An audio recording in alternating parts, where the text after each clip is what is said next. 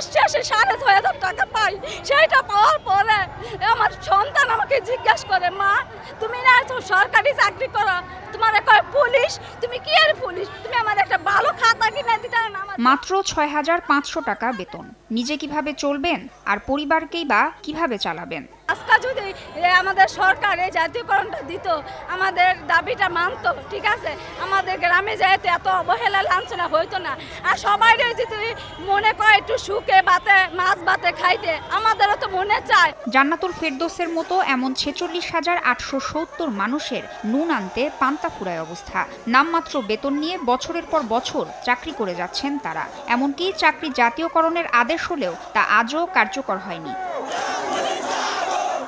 এমন অবস্থায় বেতন বাড়ানো আর চাকরি জাতীয়করণ সহ ৪ দফা দাবিতে বুধবার রাজধানীর প্রেস ক্লাবের সামনে সমাবেশ করে বৈষম্য বিরোধী গ্রাম পুলিশ সমন্বয় কমিটি। সারা দেশ থেকে আসা হাজারো গ্রাম পুলিশ এতে অংশ নেন।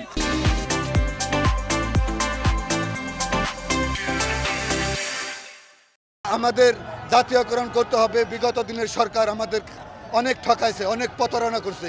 ২০০৮ সাল থেকে আমাদের জাতীয়করণের টাকা দেওয়ার কথা, আজ অবধি দিচ্ছে না। সরকারের কাছ থেকে যে আমরা যে অধিকারটা পাওয়ার দরকার চাকরি হিসেবে, গ্রাম পুলিশ চাকরি হিসেবে, সেটা আমরা পাই না। যেটা পুলিশটা যেটা পেয়ে থাকে সেটা আমরা মহিলা গ্রাম পুলিশ হিসেবে সেটা পাই না। দাবি আদায় না হওয়া পর্যন্ত বাড়ি না ফেরার হুঁশিয়ারি দিয়েছেন গ্রাম পুলিশ সদস্যরা।